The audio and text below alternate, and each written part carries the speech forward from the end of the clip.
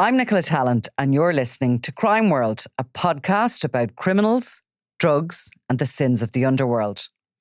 We're Ireland's top podcast for 2025, and now we've got a new website.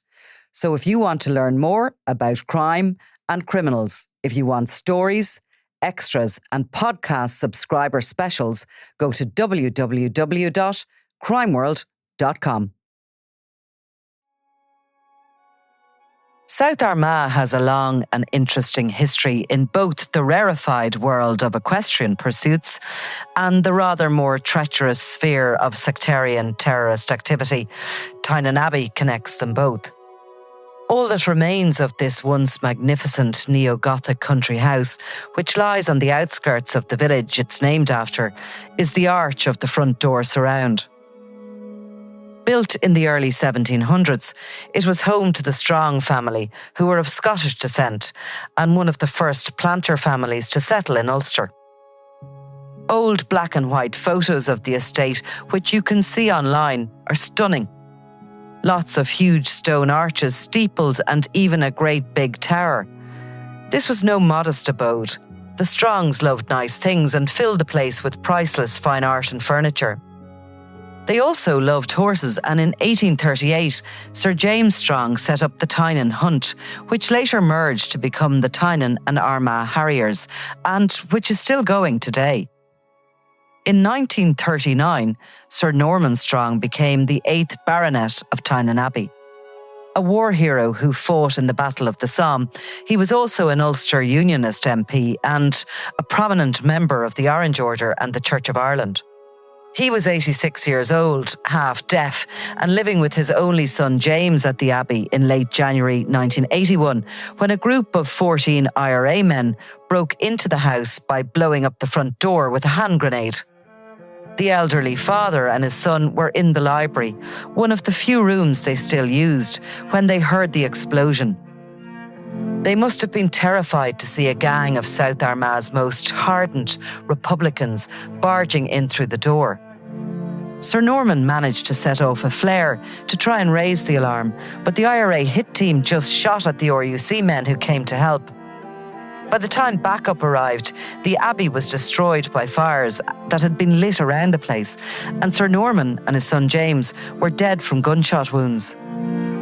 The attack left only a shell of a building in its wake, and in 1998 the rest of the ruins were levelled to the ground. But while the Abbey was gone, the legacy of the Tynan Hunt and the tradition for breeding champion horses lived on. Jonathan Creswell flourished in Darton Ree Stables, which were then in the centre of Tynan village. As Tanya Fowles told us, he proved to be a big hit with the parents of kids who came to learn how to ride horses, especially mothers who were flattered by his overtly flirtatious manner. Indeed, many of the women and lots of their young daughters seemed mesmerised by him. One such family was the Simpsons, who lived in one of the 4 tailors' cottages, which overlooked St. Vindic's Church in Tynan. I'm Nicola Tallant, and this is Groomed, an investigative series from Crime World Presents. Episode 3, Golden-Haired Boy.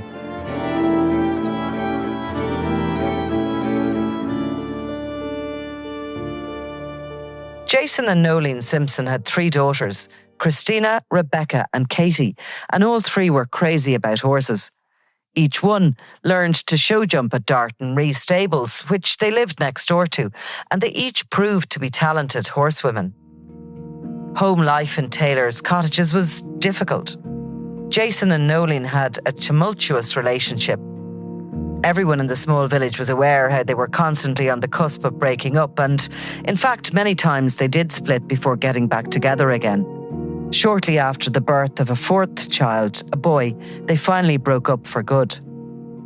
It's natural that the girls found refuge in the local stables, a place they could escape to, hang out with friends and become part of a different sort of family for a while. As could often happen in this world, by the time she was 14, Christina had dropped out of school and was devoting all her time to working in the stables. She became good friends with Jill Robinson, who was also hired at Darton Ree to give lessons and to help train the animals. It was through Jill that her former boyfriend, Jonathan Creswell, joined the team, and from the moment he arrived, Christina was smitten. They became an unlikely trio: the older woman, Jill, Creswell, and 15-year-old Christina, travelling around Ireland together to take part in competitions or checking out horse shows. It seems Christina's mother, Nolene, trusted them implicitly with her young daughter. And why wouldn't she? Creswell had targeted her, shamelessly buttering her up, telling her that Christina had huge potential and just needed the right encouragement and training to become a champion jockey. Horses were Christina's life. How could her mother have denied her a chance like that? You see, that was Creswell's true talent, making people believe he was the genuine article who could help them fulfill their dreams. And sadly, it worked on a lot of women. Christina worked at the stables. This is, just to be totally honest with you, this is normal. They start work in stables in and around 12, Saturday work and stuff like that there. It's hard graft, but it's great experience, and there's nothing unusual about that. But there are certain things that you need to make sure are done. Now, from a very early age, Christina had come in contact with Jonathan Creswell, and she is very quickly besotted. She's still at school. She talks of her relationship with Creswell at school, and this man is now, he's not considerably older, but, there was, she's very young, but she's going to keep her man. And even when Johnny was in jail, his car was parked outside her family home. And a short time after he's released, she moves in with him. She's still at school. And then they work together. And it's I didn't know much about that aspect of the relationship, but I do know Jill was around a lot. And there would have been a lot of people saying that they actually thought the relationship was Jill and Johnny, whereas it was Christina. And Christina has two sisters, both younger, and the middle sister not so driven by horses. Katie was mad for horses. So she's coming up the ranks. She's doing her 12-year-old bit. She's doing her I'm want to muck out in the stables, and she had her own pony and all that was going well. And Johnny sets his sights, obviously, we now know, on Katie and begins this control. And it was always made very clear that if Johnny was about, now this is when she's a child, Katie wouldn't speak to anybody else. If Johnny was around, there was no talking. You just head down and keep going. A number of people began to raise concerns about how he spoke to women in general and young girls and his methods. So he was starting to make enemies by now, but not necessarily over what had happened with Abbey. I mean, he was bone and flesh arrogance, and he can beat the rap anytime. I don't know where Hayley officially comes in, but in her statement in the High Court bail application, she had told police she was with him for 10 years from 2009 to 2019. But she definitely said she started 17 or 18-year-old. 2009 was when he was also with Abbey. And he had, in the later part of that year, begun a relationship with Christina. What you have is a number of women around. Now, the ego in him was probably just, I can have all these women and they just love me and I can do whatever I want to them. That's a bad way to be. That is a bad way to be. But Hayley, in my view, couldn't, and I'll never understand it. And I wish somebody could tell me, they couldn't break free of him. Hayley would tell you that. Every time she tried to break away, something drew her back. And it certainly wasn't him treating her well. Unless, like Abbey, it was when he was nice. He was perfect. But, I probably haven't the right to say this, but as a female, I wanted to say, what on earth were you thinking about your own self-esteem that you were willing to join this wagon train of people who just loyally followed along. And Johnny looked at me today. Oh, Johnny told me a joke. Come on now. You're worth more than that. Because this man had absolutely no restraint. And even going to jail, didn't really care. He was back in the same court a year later for driving without insurance. So court orders made nothing to him. You've probably seen photographs of Jonathan Creswell. Most of them are of him in the later stage of his life when he was sort of bloated and ruddy-faced. There's video footage of him walking in and out of the courthouse in Coleraine, his hands stuffed into his pockets, and he looks sheepish and bet down. But that's not who Jonathan Creswell was. There's another video of him, filmed several years before he died. He's on a hunt, sitting on top of his horse in full riding gear, snow-white jodhpurs, black, shiny riding boots. He trots up to the door of a local spar shop while a fellow hunter films his interaction with a young and pretty shopgirl.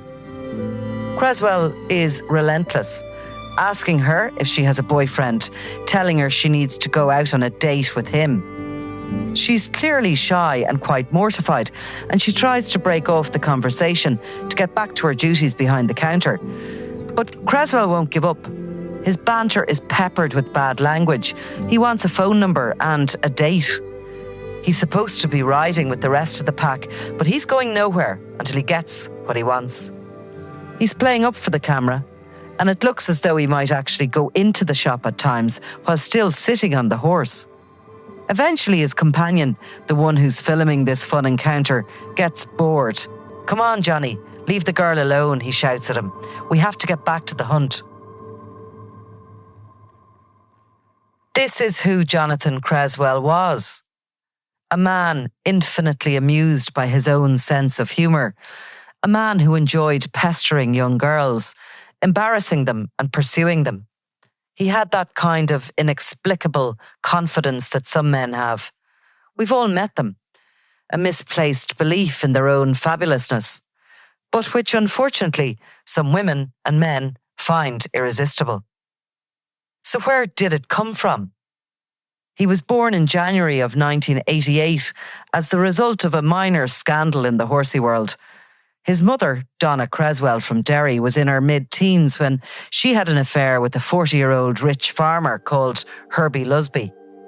Lusby is a Derry man whose own father, Noel, was a massively successful cattle farmer. He made a killing in the 1990s, selling off his lands to developers. And he then moved south of the city to the Donegal-Tyrone border, where he bought himself a stunning Palladian country house called Port Hall. Built in the mid-1700s, it was described as arguably the finest building of its type and date in Donegal. So you got to have a look at Port Hall. You were up there driving around. What kind of place is it? I did. I was researching this story really for the book, and you can Google Port Hall and you can find out a little bit about it, but it doesn't give you... I don't even particularly like Google Maps. I prefer to be in an area.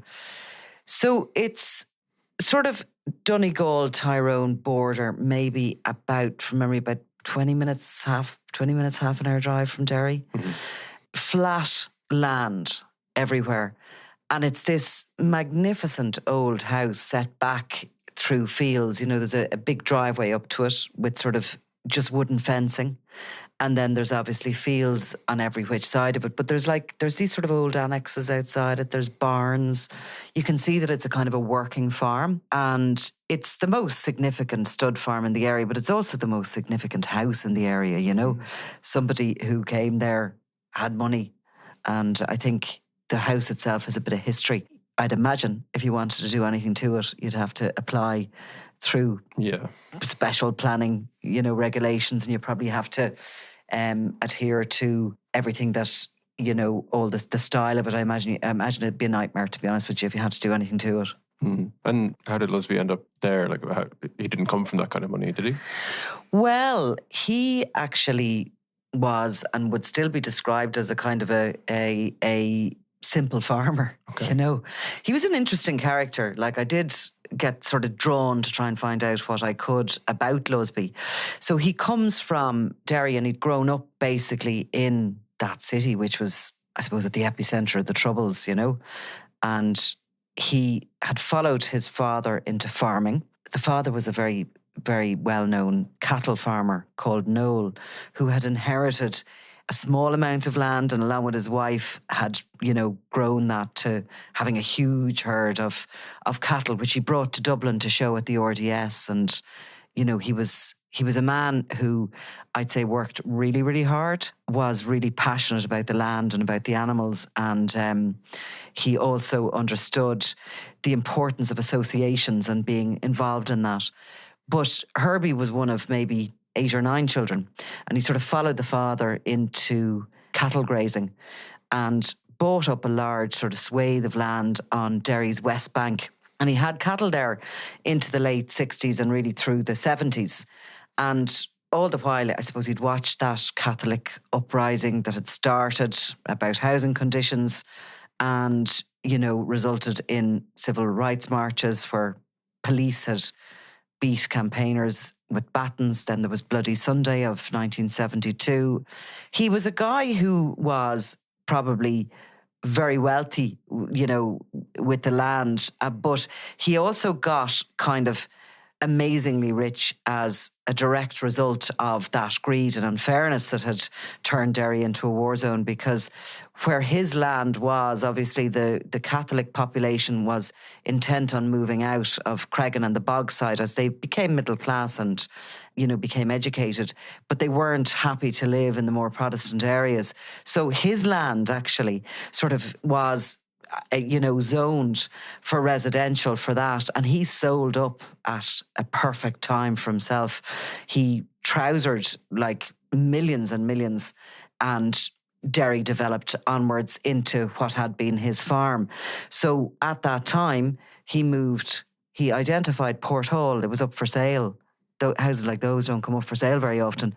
But he saw it, fell in love with it, and realised it was big enough, the lands around it, to develop this significant stud farm, which is really what he wanted. And it had plenty of accommodation. You know, there was annexes and that could be used for dormitories where staff and riders could sleep. He continued to sort of buy into properties in Derry and, you know, set up a kind of a boat trip thing along the River Foyle at one point. But ultimately, he really worked hard on Port Hall and created this, you know, amazing stud farm, horsing school for children.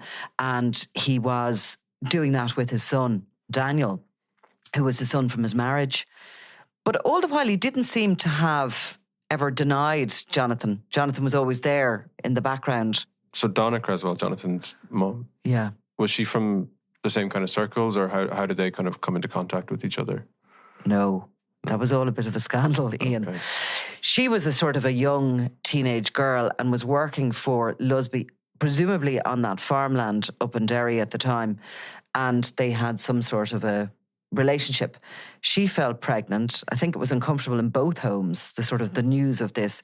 But he managed to keep the family and the marriage going. She had the child and returned to her family home, which is in Greysteel in Derry. And there, her mother and father kind of helped raise the child. In a way, like, his birth came at a very bleak and dark time up there. And here was this sort of house full of adults and this little blonde baby coming into it. So there's no doubt, but he brought joy to the house. She kind of goes back to work and the parents rear him nearly as their own in a classic kind of way. But she is, in more recent years, you know, while you can go and you can gaze upon Port Hall with some wonder about how beautiful it is, her own home in Greysteel is a totally different story. It's a little bungalow at the end of a sort of terrace. It is surrounded by debris, you know, abandoned cars, overflowing bins. Inside the house is stuffed with items, things piled up against the windows. You know, it's ramshackle and it's hoardy. Right. So obviously Donna is not someone with money and resources. How did she manage to get Jonathan involved in the horses? And she seemed to have been involved in horses herself in one way or another, sort of as a farm labourer. I imagine she was probably working in stables as well. There's a lot of stables around Derry. But also, Herbie Lusby seems to have helped out. He didn't deny his son, his love child. You know, there was no kind of suggestion that he was ever going to leave the wife and family and run away with Donna. I think this was a brief affair they'd had. But he certainly seems to have kept a watching brief over his son and helped out sort of financially as he gets involved in horse riding. Expensive hobby, you know. But also, Jonathan, when he gets involved in the pony clubs, and particularly at Eglinton up in Derry, it's an equestrian club up there, he very quickly takes to the sport. He is lively, he's boisterous, he shows no fear of the horses or the bigger ponies. And he is starting to sort of compete very early on and doing well. He stands out as being an excellent rider. Now, when he was about 10 years of age, he was so good at handling a pony that he was sort of handpicked by this very well-known horse breeder up in the area called Aldith Rulston. Okay? Now, Aldith is somebody who competes, her ponies, her champions, compete at show jumping events all over Ireland. She's very well known in this world and she's super successful. But she's no sort of kids herself, and she takes to Johnny, as she calls him, brings him in as somebody who spends time with her, rides these champion ponies. He travels about with her. He performs like in the RDS, amongst other venues. People sort of told me that in a way, Aldith had him spoiled, had him ruined, you know, because he was riding the best horses. He was kitted out in the best gear. He had the most expensive tack, the best transport and stabling. You know, young people don't usually start out like that. But, you know, she had recognised his skills and talents, and such was it. Now, that relationship eventually seems to have turned sour or ended when Aldith and Donna fell out. I don't know exactly what the reason for that was. But at that point, Creswell had kind of made his name, even though he's very young, in show jumping circles. And he's sort of about to move on to proper eventing then. And what kind of attitude, I mean, what do we know about Jonathan's attitude, I suppose, at that time? Did he take his career seriously, even as a teenager in that world? I think Jonathan Creswell was spoiled rotten. You know, from the minute he was brought home, he was in a house full of adults. He was doted upon. His mother, his aunts, his uncles, his grandparents couldn't get enough of him. And that instilled in him certainly this confidence that stood out. There's a fine line between a kid being confident and being bratish. And I think Jonathan probably crossed that a lot. But in the rough and tumble of the horse world, you probably got away with it a little bit more. And also he's standing out as being particularly good at this sport. So he's going to be yet again seen as the golden-haired boy, you know. What does he know of his very rich farmer father? I don't know that, but when they eventually meet, he very openly and warmly accepts him and allows him into his home. But in the meantime, you know, he's getting on in life. He's very, very poor academically. And I think probably before he's even finished sort of primary school, it's very clear where his career is going. And yes, he's taking it seriously as a young adult, as a young teenager. He's competing, he's showing up. He's not in his teenage years getting involved in drink or anything like that. He actually never drinks. It's not something he does. He sort of looks down his nose on those who do. He's ambitious, but his confidence turns from being that of a kind of a loud and boisterous young boy into being a pretty rude and obnoxious young teenager. And again, because he's so skilled in the sport and the career he chooses, he seems to get away with it. So, like, he's obviously a very confident young man at 14 or 15. Is it around then that we start to see, you know, maybe that confidence bleeding into his relationships with women? Oh, definitely. I mean, you know, what amazed me, and I still can't get my head around, was when he's 15 or 16, he starts going out with Jill Robinson, who's like 8 years older than him. That's such a big age difference at that time. Even if it was the other way around, if it was a teenage girl going out with a man 8 years older than them, at that age, there's just such a difference, isn't there? Yeah. And yet he is confident enough to not only sort of get into a relationship with her, but be the boss in that relationship, for her to fall head over heels in love with him, and for him to then do the dirt on her left, right and centre and in front of her. You know, and she's brokenhearted. She ends up brokenhearted after this relationship because he has, I suppose, you know, taken other women. And she has to actually go away to kind of get over it. I find it extraordinary. It's a really interesting age to have that confidence and that prowess with women. Yeah. And you can see from this stage throughout his later teenage years, he's confident with girls his own age, with girls older than him, and with women old enough to be, in his case, his granny. He can charm them. He can mesmerise them. And this is really where it all starts, which is amazing that he has tapped into that power that he will have at that age, when most young teenage boys are full of every insecurity going. I suppose that's like one of the, I don't know, for him, I suppose the benefit of the horse world is that it's a world that really does attract a lot of young girls who are just mad about horses. And he obviously was in a position to take advantage of that. Definitely. And, you know, it seems to be all encompassing as well, riding and, you know, show jumping and all that. It takes up so much time, doesn't it? Yeah, it's a whole lifestyle. It is a lifestyle, exactly. Yeah. And it seems to be quite cliquish as well. It's his whole life, you know, from his making friends to finding these women to working to his hobby, you know. So he's completely and utterly sort of, you know, engulfed in this world, really. And he's plenty of women to choose from. It's this kind of thing from the very beginning that he's doing well throughout his teens and towards his late teens, but he's going to do better.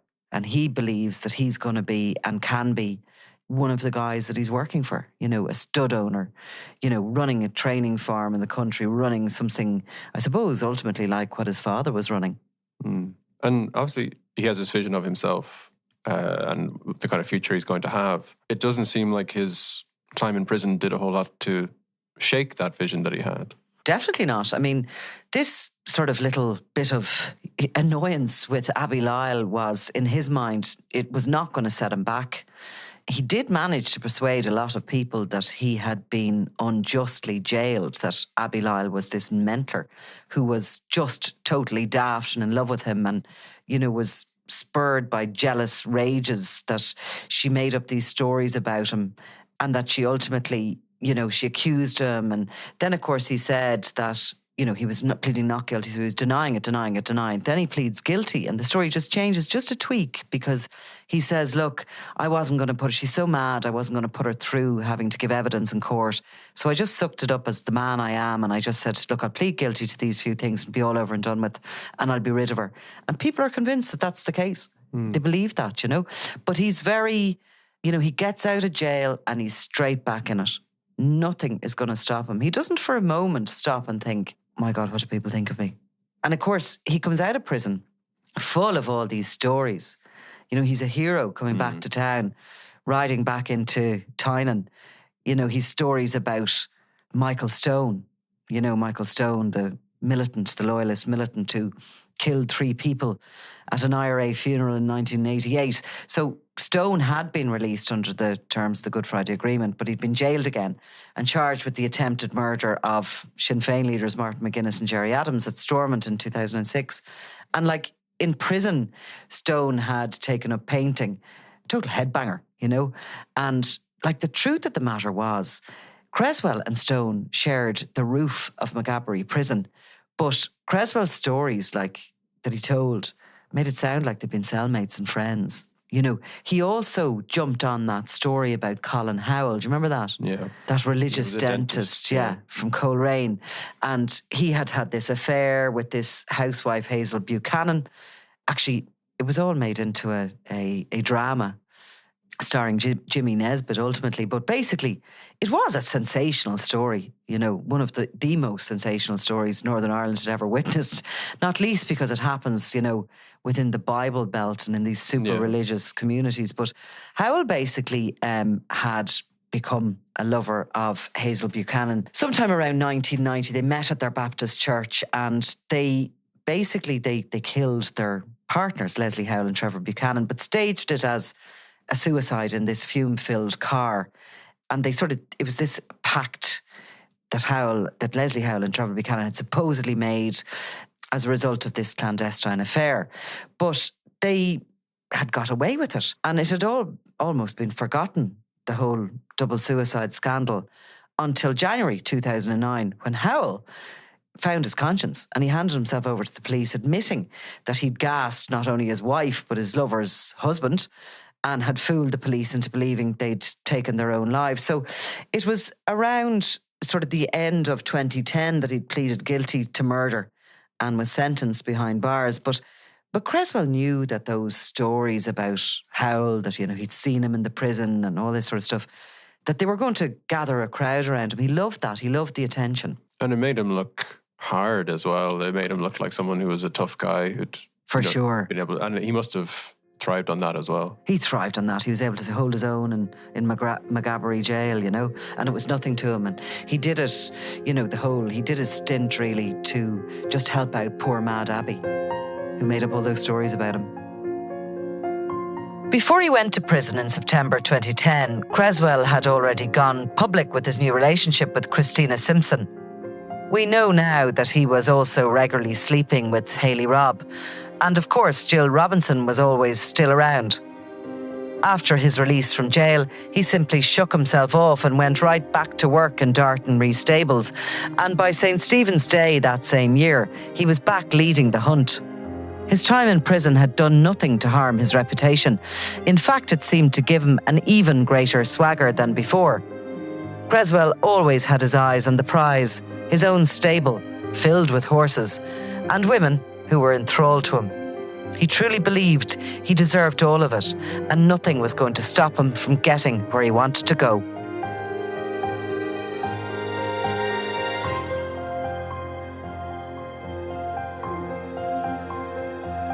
You've been listening to Groomed, a Crime World Presents limited series, edited and presented by me, Nicola Tallant. Written by Jane Finnegan. Contributor and researcher, Tanya Fowles. The series producer is Ian Malini. Nasa Kumaski is assistant producer.